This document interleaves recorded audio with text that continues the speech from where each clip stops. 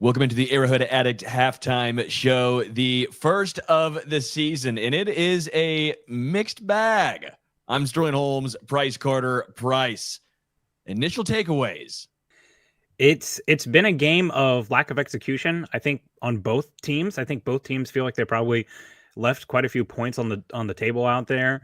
I feel like the Chiefs at some points I felt like, oh man, this is about to get to like a blowout for the Chiefs. Like I was feeling really good, and there's other times like, are they about to like let this game slip through their fingers? So it's been interesting. Lamar Jackson is lighter. I don't know if you knew that. Mike Tirico has let us know that many times that he is in fact lighter. But yeah, it's there's some really encouraging signs too. Yeah, I think overall the defense has impressed me. 10 points given up. Yeah, 53-yarder. Leo Chenal has looked outstanding. Defensive line getting pressure on Lamar. Tough to take down, obviously. The time they did, he fumbled. Great play by Chris Jones. But they got to find a way to make him – I don't want to say make him throw the football more because he's been fairly effective as far as he's hitting Isaiah Likely. He's hitting Zay Flowers. But when he's getting out into space, it's a nice 8-yard chunk consistently.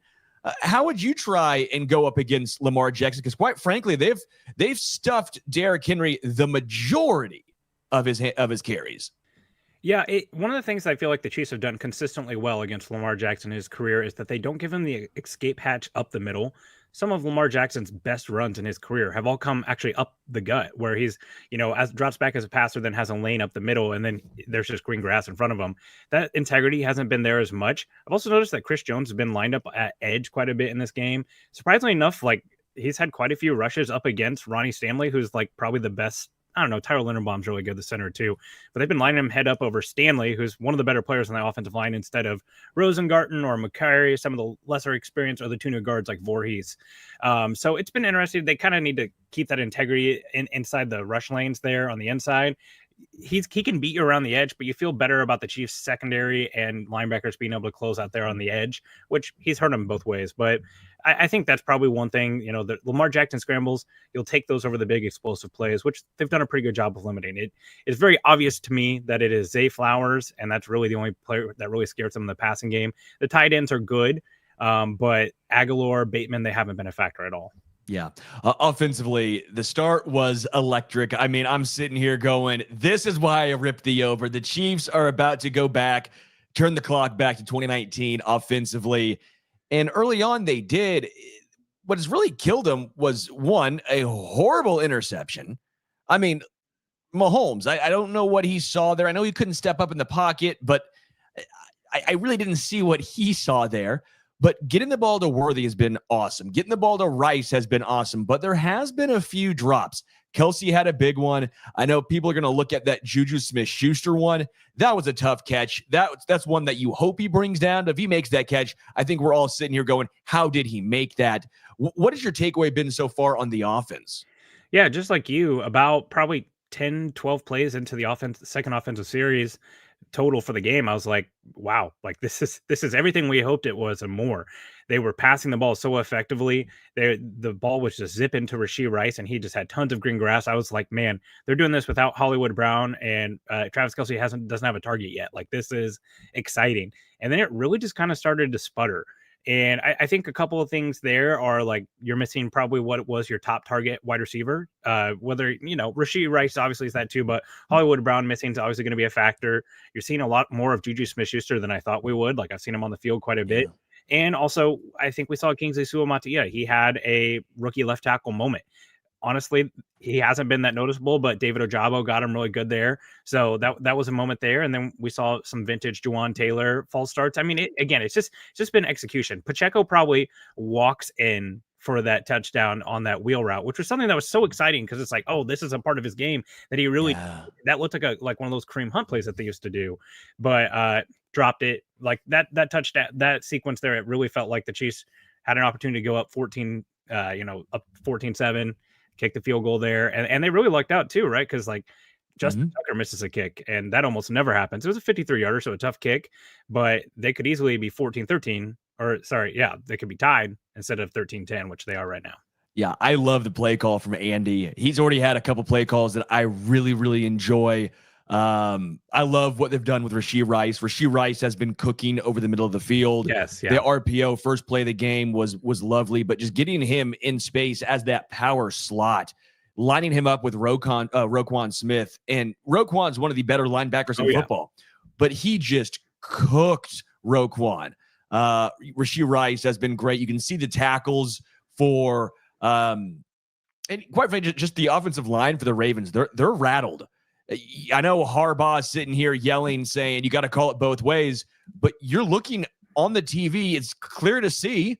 I'm shocked the NFL's making this such a big focal point. Obviously, Chris Collinsworth seemingly can only remember 364 days, not 365, when he called out Jawan Taylor. But you're seeing the Ravens line up in the backfield. You're seeing them way too far back. It's kind of nice to see another team get called for this. What do you think the key should be for Kansas City, though, into the second half? Again, they have a 3-point lead. They get the ball coming out of the second half or going into the second half. What's the key? Yeah, I think really on offense, they just need to execute in the red zone, right? That's been a huge issue. Like they've looked pretty good inside the 20s besides the interception. It's when they get inside the 20 that they've really struggled. Kind of similar to the AFC Championship game, they've not had a ton of success running the ball. Most of the best runs they've had, besides the Xavier Worthy, which is, kind of a designed pass run. There was that Wildcat run with Pacheco. Other than that, they've really had a hard time running the ball, which is, Matabikwe is a great defensive lineman. So is Michael Pierce on the inside, big fellas. So execution in the red zone and on defense, they just got to keep doing what they've been doing where they're bending and not breaking. They've done a nice job in the red zone, bowing up and not letting them finish. And they've done a good job of limiting like I said, they've limited players that aren't Zay Flowers. If I came into this game knowing that Derrick Henry has more or less been a non-factor and that Zay Flowers has been the main guy, I think you'd take it. So really the big thing is they just got to limit those explosives.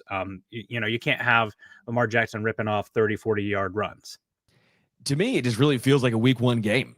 Like I think really there's does. so many takeaways you could say for Kansas City that you're thrilled about. I think offensively, you're thrilled by the majority of the play calls. It has been a couple of drops. It has been a Jawan Taylor false start. It has been a horrible decision from Patrick Mahomes. And then defensively, it's the third downs, right? The 3rd and 11, the 3rd and 9. That was a little frustrating, right? That it was a dump off to Justice Hill. It was Zay Flowers getting open. It's been Lamar Jackson on 3rd. But overall, it just feels like a week one game. I think more or less, I'm more excited. I don't know if you are here, Price. I think I'm more excited about what I've seen so far defensively, again, because I knew the offense was taking a step forward. They've played the part.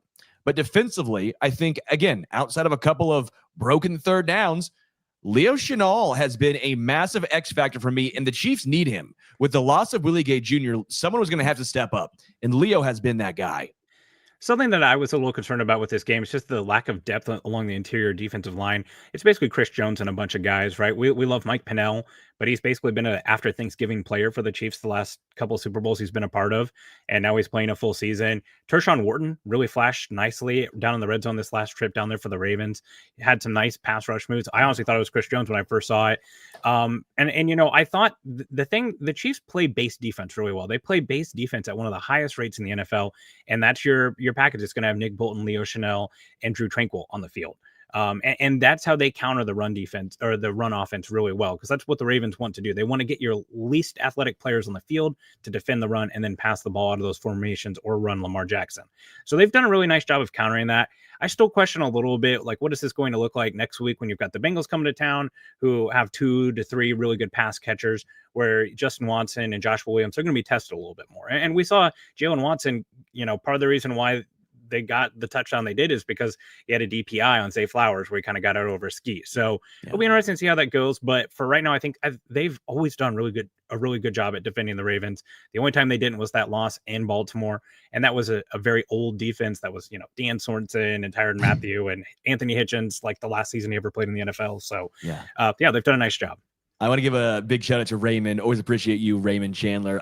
Thanks for the super chat. Says super excited about the potential of this Chiefs offense. And yeah, you saw it especially on the Xavier Worthy little touch pass there. I've got to give you a hard round. time. I got to give you a hard time. We were on the draft show together, and one of the first things I said, I was like, "Hey, guess what? The horizontal stretch, the jet sweeps, they're back in this offense." You're like, "Oh, Bryce, why would I want a jet sweep guy? What do I want? Why would I want that?" And I'm like, "I don't know. Hey, Looks pretty good there." I can't always be right. 9 out of 10 ain't bad. I'm also Victor Lapping the first half of the first week. He could like not do another thing the rest of the season. So I knew I was going to get that from you, Bryce. I knew, and I deserve it. And quite frankly, though, that's not just shorts and shirt speed. That's game speed. Oh yeah, that's not John Ross or Darius Hayward Bay. That was a dude who, yes, is quick, but it's game quick. That was absolutely electric. I've loved what I've seen from Xavier Worthy so far. And then just how Conway Liddy says, just wait for Hollywood to come back. All right, guys, this was the Arrowhead Addict halftime show. We're going to get back down, get back everything set up, get excited for the second half. We're all hoping this post-game show is going to be a celebratory post-game show. Right now, I'm feeling pretty good. All right, Bryce, before we get out of here, final score prediction. What do you have? It's trending towards lower scoring, so I'm going to keep it that way. I'm going to go Chiefs 24, Ravens 17. All right, you heard it from Bryce. We'll see you in the post-game show. Until then, go Chiefs.